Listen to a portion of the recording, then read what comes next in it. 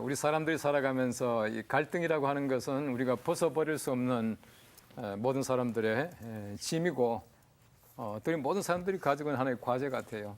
다시 말하면은 우리 사람들 누구나 다 갈등이 있다는 겁니다. 사람이 살아가는 그 자체가 갈등과 함께 이렇게 굴러가는 것 같아요. 이제 갈등이 뭐냐 하면은 일반적으로 이제 학문적으로 그렇게 얘기하더라고요.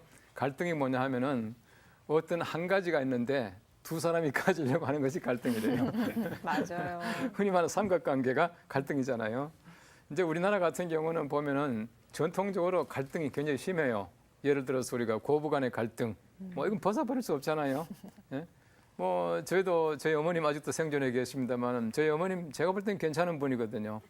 근데 저희 어머님이 집에 오셨다. 굉장히 민감해요, 분위기가. 네, 저희 어머님이 집에 오셨다 하면은 제 아내가 긴장을 해요. 근데 제 아내하고 저희 어머님하고는 제가 볼 때는 긴장할 사이가 아닌 것 같은데도 긴장을 해요. 결혼하고 나서 제 아내가 저희 그 시어머니잖아요. 저희 어머님 보고 뭐 엄마라 그러더라고요. 어머님 이런 말도 안 하고 엄마라 그래요. 저도 이제 며느리가 있는데 저는 며느리한테 늘 불만이 하나 있어요. 그게 뭐냐면은 저희 며느리도 제 아내한테 엄마라 그러는데 저한테는 아버지 그러더라고요. 아빠라 그러지 않고요. 그 아빠란 말은 참 어려운 말 같아요. 엄마는 참 쉬운 말인데 그죠? 그런데 우리가 보면은 왜 고부간의 갈등이 생기는가? 이 갈등이라고 하는 것은 아들이 있잖아요. 아들이라고 하는 한 사람인데 엄마와 쉽게 말하면 아내가 서로 차지하려고 하는 것. 이것이 이제 우리가 소위 말하는 고부간의 갈등이거든요. 제가 이제 러시아에 가서 들은 얘기입니다. 이 러시아 사람들은 결혼 초기에는 거의 다가 우리식으로 말하면 처가살이를 한대요. 그죠? 우리 같이 시집 가는 게 아니고 장가를 간답니다. 그래서 처가에 가서 이제 결혼 생활을 시작하는 것이 일반적인 그 관행이랍니다. 관습인데 그러다 보니까 자연히 이제 그 남자가 들어가서 살게 되니까 장모하고 사위하고 사이에 갈등이 생기는 거예요. 우리 고부간의 갈등처럼 이제 그렇게 생기는 거예요. 근데 그러다 보니까 항상 보면은 장모 하면은 굉장히 좀 이렇게 우리식으로 말하면 시어머니 하듯이 그런 개념을 가지고 있어요. 그래서 러시아 사람들에게 있어서 자동차를 타게 되면요 장모 자리라고 하는 자리가 있어요. 장모 자리가 좋은 자리인가요? 장모 자리 제일 나쁜 자리죠. 장모 자리가 어디냐면은 운전석 바로 옆에. 일반적으로 통계적으로 사고가 나게 되면은 제일 많이 다치는 자리가 제일 위험한 자리에 장모님. 운전석 바로 옆 자리가 제일 많이 다친 자리예요. 그래서 제가 가니까 어떤 목사님 이 자리에 타세요 그러더라고. 그러니까 다른 분이 하는 얘기가 목사님 그 자리는 장모 자리입니다 그러는 거예요. 장모 자리가 뭡니까 하니까 쭉 얘기를 해주더라고. 그래서 제가 그 자리에 안 탔어요. 장모가 아니니까. 어떤 사람이 이제 길을 지나가다 보니까 어떤 남자가 여자를 막 때리고 있더래요. 그러니까 세상에 남자가 여자를 때리니까 얼마나 이상합니까? 길 지나가던 사람들이 말렸답니다. 아니 젊은 사람이 왜 그렇게 여자를 때리고 있냐고 하니까 장모입니다. 그러더라고요. 그러니까 지나가는 사람이 진짜. 하던 일 계속 하세요. 하던 일도 지나가더래나? 뭐 이런 얘기까지 그 러시아 가면 있어요. 근데 그만큼 실제로 이제 갈등이 심하다는 얘기입니다. 이런 보십시오. 우리가 사람뿐만 아니라 일반 자연계도 갈등들이 많이 있습니다. 동물들의 세계도 마찬가지예요. 흔히 우리가 말하기를 뭐 정글의 법칙 그렇게 말하지 않습니까? 이 정글의 법칙 자체가 갈등입니다. 바꿔 말하면은 약육강식이거든요. 약육강식이라고 하는 것은 약한 것은 잡아먹히고 강한 것은 잡아먹고 이 자체가 갈등이거든요. 오늘 책 보니까 참 재밌는 얘기가 나오더라고요. 세렝게티 사막에 해가 떴다. 모든 것이 뛰기 시작한다. 가젤은 잡아먹히지 않으려고 뛰고 그다음에 호랑이는 잡아먹으려고 뛰고 모든 게 뛰기 시작한다는 거예요. 쉽게 말하면 갈등 관계입니다. 우리 동물의 세계뿐만 아니라 모든 세계가 그런 갈등 관계에 있는데 우리 사람들이 가지는 갈등 관계가 왜 생기는가 하는 것이거든요. 이 갈등이라고 하는 것은 아까 말씀드린 대로 서로 차지하려고 하다 보니까 갈등이 생기는데 이 첫 번째 갈등이라고 하는 것은 일반적으로 볼 때는요. 태도에서 오는 갈등이 많아요. 태도에서 오는 갈등이. 바꿔 말하면은 그 사람이 나한테 대한 태도가 보니까 불손하다, 기분 나쁘다. 왠지 모르게 저 사람은 좀 애들 말로 재수 없다 이런 거 있지 않습니까? 근데 그러다 보니까 갈등이 생기는 것이에요. 괜히 우리가 주는 것 없이 미운 사람이 있지 않습니까? 왜 그렇습니까? 그 사람 태도 보니까 왠지 모르게 나한테는 안 맞더라, 거만스러워 보이더라 이런 것들이 참 많이 있어요. 태도에서는 갈등이에요. 그다음에 감정적인 갈등이 있습니다. 감정적인 갈등이 뭐냐 하면은 왠지 모르게 저 사람하고 얘기하다 보면 내가 막 속이 상해. 이런 것들이 많이 있어요. 다시 말하면은 그 사람과 나하고 갈등이 서로 안 맞는, 서로 이제 감정이 안 맞는 것이에요. 요즘 말로 하면 코드가 잘 안 맞는 겁니다. 꼭 같은 말이지만은 편상의 문제가 그 사람에게는 뭔가 감정을 건드린다는 얘기거든요. 맞아요. 그때 감정적으로 상하기 때문에 갈등이 많이 와요. 이런 참 묘한 것이요. 이 사람들은 하나의 감성적인 동물이기 때문에 다른 사람들이 내게 기분 좋게 얘기하는지 기분 나쁘게 얘기하는지 금방 알아요. 그건 애기들도 알아요. 그죠? 네. 애기들도 압니다. 벌써 엄마가 뭐라고 얘기하면은 엄마가 화나서 하는 얘기인지 기분 좋아하는 얘기인지 애기들이 말을 못할 때도 금방 알아들어요. 그래서 엄마가 좀 야단치듯이 얘기하면요. 애가 금방 알아듣고 울잖아요. 바꿔 말하면 감정이 다 통하고 있다는 얘기예요. 또한 이 갈등이라고 하는 것이요. 실제적 갈등이라고 합니다. 실제적 갈등이 뭐냐 하면은 꼭 같은 그 안건이지만은 서로가 해석하는 것이나 서로의 그 사고나 생각이 다르다는 것이. 우리 기독교 역사에 보면요. 여러 가지 많은 갈등들이 있는데 예를 들어서 세례에 대한 갈등이 참 많았습니다. 이 세례, 흔히 침례라고 말하죠. 우리 침례교에서는 침례, 물속에 집어넣는다 얘기하는데 이 세례를 어떻게 할 것이냐가 우리 교회 내에 상당한 갈등이었습니다. 지금도 마찬가지 그런 갈등들이 남아 있습니다만은 예를 들어 이런 문제예요.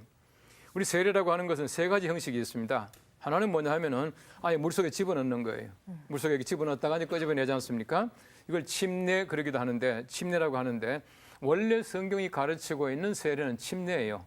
우리 소위 말하는 그 밥티스마라고 하는 것은 물이 잠그다라고 하는 뜻을 가지고 있어요. 이 잠그는 게 원칙입니다. 그러나 우리 시대가 변함에 따라서 우리가 이렇게 세례라고 하는 것도 하나 상징이잖아요. 왜 우리가 물속에 들어갔다 나옵니까? 물속에 들어갈 때 죽고 나올 때 산다는 뜻입니다. 죽고 사는 것을 물속에 잠궜다가 끄집어내면서 상징화하는 것이에요. 또 한 가지는 뭐냐면 물속에 들어가면 깨끗하게 씻는다는 뜻을 가지고 있거든요. 우리 죄가 다 씻었다. 근데 여러분들 세례 받을 때 다 씻어져요? 물속에 들어갔다 나온다고 죄가 씻어집니까? 우리가 물속에 잠그든 안 잠그든 상징이기 때문에 그렇게 하지 말자 해서 또 발달하게 되는 것이 뭐냐 하면은 두 번째 형식이 뭐냐 하면은 이 pouring, 붓는다는 뜻입니다만은 이 붓는 거예요. 그래서 이제 주전자 같은 데 물을 가지고 와서 이제 우리가 세례복을 입고 있으면은 위에서부터 물을 쭉 부어요. 물을 쭉 붓게 되면 위에서부터 다 적게 만드는 거 이런 형식이 하나 있어요. 세 번째는 우리가 장로교가 택하고 있는 형식인데요. 스프링클링 그립니다. 스프링클 하면 이게 뿌린다는 얘기잖아요. 그래서 이렇게 물속에 이렇게 머리 이렇게 뿌려주는 거야. 요게 이제 세 가지 형식이 있어요. 그런데 이것도 말이 인원이 많은 거예요. 꼭 집어넣어야 된다. 뭐 집어넣을 필요는 뭐 있냐. 뿌리면 되지 않느냐. 뭐 이런 얘기 하는데 최근에 보시면 많은 교회들이요. 소위 말하는 옵션으로 합니다. 어떤 분은 나는 집어넣어 주시 하면 이거 집어넣었다 끄집어내주고 또 어떤 분은 하나 안 들어가겠습니다 하면 그냥 뿌려주고 어떤 옵션을 선택하시겠어요? 이제 그런 건가요? 저는 전통적인 장로교회니까 이제 뿌려주는 거예요. 뿌려주는데 미국에 참 재미있는 그 얘기가 있습니다. 이제 세 가지 형식을 가지고 있는 교회가 이제 마을이 있었어요. 마을이 있었는데 근데 갑자기 이제 비가 오지 않고 날이 가물게 된 거예요. 목사님들이 모여가지고 너무 이제 또 이게 물이 모자라고 또 가물었으니까 우리가 좀 세례를 좀 바꿉시다. 우리 물 좀 절약합시다 했대요. 제일 먼저 물을 많이 쓰는 침례교 아닙니까? 물을 많이 쓰잖아요. 침례교 목사님이 우리가 한 단계 낮춰가지고 우리가 이번에는 pouring 붓겠습니다. 그러더래. 그러니까 이제 붓는 교회가 목사님이 또 하는 얘기가 우리도 한 단계 낮춰가지고 우리 이제 이번엔 뿌리겠습니다. 그러더래. 뿌리는 목사님이 할 게 없잖아요. 가만히 생각하더만은 이번에 한 번만 우리가 드라이 클리닝 하겠습니다. 드라이 클리닝. 그랬다는 얘기가 있습니다. 근데 어쨌든 보십시오. 우리가 실제적인 갈등이 있어요. 우리 꼭 같은 얘기 같지만은 사람들이 서로 사고가 다른 거예요. 이러면 성경 말씀을 잘 보시면은요. 성경 말씀에는 예를 들어 가지고 교회 제도를 이렇게 하라 저렇게 하라 없습니다. 그런데 모든 게 다 성경 말씀에는 이게 표현되어 있고 의미가 있는 것이에요. 예를 들어서 우리가 보십시오. 감리교가 있고 장로교가 있고 침례교가 있고 성길교도 있고 많이 있잖아요. 많이 있는데 조금씩 다르지만은 성경 안에 보면은 모든 게 다 근거가 다 있다는 얘기예요. 우리가 중요한 것이 뭐냐면은 우리 것만 너무 주장하면 안 된다는 것이거든요. 너무 우리가 우리 것만 주장하게 되면 갈등이 생겨요. 그런데 그게 아니거든요. 성경 말씀 보니까 이렇게도 될 수 있고 저렇게 될 수 있다 하면 갈등이 해소되는 것이거든요. 가장 중요한 것은 뭐냐면은 우리가 우리의 것을 너무 심하게 주장하게 되다 보면은 갈등이 심화돼요. 성경 보시면요. 사도행전 15장 말씀에 바울과 바나바가 두 번째 전도행을 떠나기 직전에 엄청난 갈등을 가지게 됩니다. 어떤 갈등이냐 하면은 바울과 바나바가 13장 말씀해 보시면은 안디옥이라고 하는 곳에서 바나바와 그때는 사울이죠. 바나바와 사울이 안수받고 선교사로 파송이 되었습니다. 되어가지고 전도를 1차 전도 여행을 다 마쳤는데 두 번째 전도 여행 떠나기 직전에 바나바가 하는 말이 우리가 요한 마가를 데리고 가자 그렇게 말한 거예요. 요한 마가라고 하는 사람은 1차 전도 여행 때에 밤빌리아 버가라고 하는 곳에서 전도하다 집에 가버린 사람이. 전도하다 집에 가버렸으니까 바울이라고 하는 사람이 용납이 안 되잖아요. 바울은 굉장히 좀 아주 엄격한 사람, 아주 명확한 사람이었거든요. 그 도저히 이해가 안 되는 거예요. 근데 그러니까 바울은 데려가지 말자, 바나바는 데리고 가자 하다가 두 사람 서로 결별해요.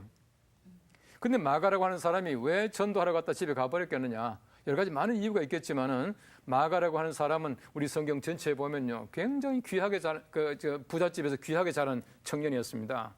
젊은 사람이었고 부잣집의 아들이었고 이러다 보니까 힘든 걸 못 견디는 거예요. 전도하러 갔다 힘드니까 집에 가버린 거예요. 이러면 성경 말씀 보시면은 마가의 다락방이라는 얘기 많이 나오죠. 바로 그 집이 마가의 집이었을 것이다라고 이제 사람들은 얘기를 해요. 바꿔 말하면은 집이 굉장히 부잣집이었어요. 여러분 그 당시 보십시오. 뭐 예루살렘 교회가 시작됐는데 120명이 모여가지고 기도도 하고 사람들이 많이 모이는 집이잖아요. 여러분 적어도 많은 사람이 함께 모일 수 있는 장소가 있는 집 같으면은 집이 컸을 것이고 또 많은 사람이 모였다 하면은 집이 살기 괜찮았을 것이고 그렇게 보는 것이에요. 그의 어머니가 마리아라는 사람이었는데 그 아버지 얘기 또 안 나와요. 이제 그러다 보니까 그 아버지가 일찍 세상을 떠났고 어머니가 굉장히 교회를 잘 섬겼고 또 부잣집이었는데 이게 마가라고 하는 그 아들은 이 부잣집 청년이었다. 이제 그렇게 보는 거예요. 마가복음 제일 마지막에 보시면 이런 말이 나옵니다. 어떤 젊은 청년이 예수님께서 이제 잡혀가실 때에 발가벗은 채로 혼리부를 뒤집어 쓰고 나왔다가 혼리부를 벗어버리고 벗은 채로 도망갔다는 얘기가 나와요. 예? 요즘식으로 말하면 스트리킹 한 거죠. 근데 그 사람 누구겠냐? 마가복음의 제일 마지막 부분에 붙어 있는데 다른 복음서는 또 없어요.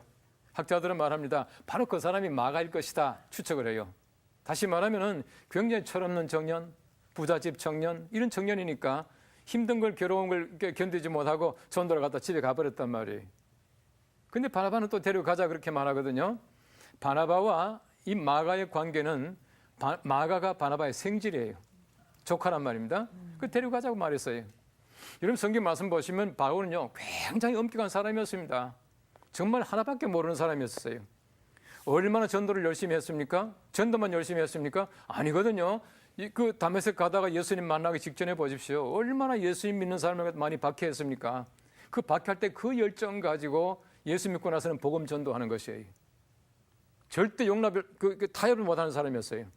그러다 보니까 엄격한 바울과 그 다음에는 아주 성품이 유하고 이런 바나바라고 하는 사람, 그 사람의 이름의 뜻이 권위자, 권고하고 위로하고 아주 부드러운 성품을 가진 사람이었어요. 근데 그러다 보니까 바울과 바나바는 성품상으로 문제가 생겨요. 우리 교회 안에서 문제가 생길 때 보십시오. 문제가 생길 때 보시면은 되게 많은 사람들이 자꾸 어떤 신앙적인 차원에서 어떤 사람은 신앙적으로 뭐 이렇게 안 됐기 때문에 어리기 때문에 뭐 자꾸 이런 얘기를 해요. 근데 물론 그런 것도 없는 것은 아니지만은 교회 안의 갈등의 대부분은 성품의 차이입니다. 성격의 차이입니다. 굉장히 엄격한 사람하고 그렇지 못한 사람 사이에는 이게 항상 문제가 생길 수가 있다는 얘기예요. 바울은 보면요, 일 중심의 사람이에요. 일 중심의 사람이 뭐냐 하면은 일밖에 모르는 거예요. 일밖에 모르기 때문에 좀 유한 성격, 다른 사람에게 양보하는 거 이런 게 없어요. 타협을 못 한다는 얘기입니다. 얼마나 엄격하게 일을 했든지 보십시오. 바울은 성경 말씀 보니까 장가도 안 갔더라고요. 결혼도 안 했더라고요. 나와 같이 혼인하지 않는 것이 좋으니라 그렇게 말하잖아요. 하나님께서는요 혼자 있는 게 좋지 않다고 했는데 바울은 말하기를 나와 같이 혼인하지 않는 것이 좋으니라 이렇게 말하고 있어요. 다시 말하면은 하나님의 일을 하기 위해서는요 결혼도 하지 않고 일만 한 사람이에요. 일만 한 사람. 저는 이런 사람을 이제 뭐 좀 영어로 말하면 work oriented 하다고 일 중심의 사람이다. 저는 그렇게 표현해요. 근데 바나바는 그렇지 않아요. 바나바는 보시면요 일 중심의 사람이 아니고 사람 중심의 사람이에요. 사람을 먼저 생각하는 거예요. 근데 그러다 보니까 일 중심의 사람과 사람 중심의 사람은 때때로 갈등을 가져요. 참 묘합니다. 이제 우리 교회 같은 경우는 이제 뭐 장로님이나 집사님, 권사님 선거할 때에 우리 이제 당회에서 공천을 해요. 당회에서 공천할 때 대개 보면은 이제 장로님 10분을 이번에 택한다 하면은 이제 배수 공천 20명을 공천해 가지고 이제 교인들을 하여금 이렇게 하게 하거든요. 하게 하는데 참 재밌는 거는 항상 우리 장로들 머릿속에 보면은 이 교회에서 당회에서 공천도 못 받아도 얼마나 섭섭하겠냐. 2배수 하지 말고 한 5배수로 해 줍시다. 그렇게 말을 해요. 근데 보세요. 10명 장로님 뽑는데 50명 이렇게 중에서 뽑아라 하면 뽑히겠어요? 잘 안 뽑혀요. 근데 그런 분들 하는 얘기는 좀 덜 뽑히면 어떻습니까? 그래도 다른 사람 마음 섭섭하지 않게 해주는 게 더 중요하지 않습니까? 이렇게 말을 해요. 교회니까 더 깊게. 예. 근데 그 말도 맞죠. 근데 보십시오. 또 어떤 분은 하는 말이 우리가 공동회를 여는 것은 장로님을 뽑기 위해서 하는 건데 못 뽑으면 안 되지 않습니까? 그러니까 우리가 2배수도 많습니다. 그렇게 하지 말고 1.5배수쯤 합시다. 그렇게 해가지고 꼭 뽑읍시다. 라고 말하는 분이 계세요. 자, 근데 보십시오. 우리가 10명 뽑는데 50명을 공천해 주는 사람은 바나바 형이에요. 쉽게 말하면은 사람 중심의 사고를 늘 하는 것이에요. 반면에 이거 20명도 많습니다. 한 15명쯤 공천해가지고 10명 뽑읍시다라고 말하시는 분은 이분은 일 중심의 사고를 하는 것이에요. 누가 맞아요? 다 맞아요. 다 맞죠. 다 맞습니다. 다 맞기 때문에요. 교회가 당회를 하다 보면 당회장인 저는요 중간에 때때로 좀 애매할 때가 있어요. 그러세요. 예. 근데 누구 편 들어요? 아홉 편도 들면 안 됩니다. 아무 편도 들면 안 돼요? 그렇죠. 예, 저 같은 경우는 번갈아 가며 편듭니다. 한 번은 이 편 들고 한 번은 저 편 들고. 그냥 둘 다가 맞아요. 제가 말씀드린 대로 우리가 크게 사람을 분류해 보면요, 일 중심의 사람이 있고 사람 중심의 사람이 있어요. 참묘합니다. 그래서 항상 보면은 바울과 바나바가 이게 항상 보면 이게 갈등을 가지게 되는 것이에요. 이런 바울이라고 하는 사람은 그뿐만 아닙니다. 갈라디아서 2장 말씀해 보시면 참 재미있는 얘기가 나오는데요. 안디옥에서 내가 게바를 만났다. 그런 말이 나옵니다. 게바, 베드로 만났거든요. 베드로 만났는데 바울이라고 하는 사람이 베드로한테 막 대던 거예요. 왜 대든지 아세요? 베드로가 이방인과 밥을 먹고 있다가 바울이 들어가니까 싹 안 먹은 척 입 닦다가 걸린 거예요.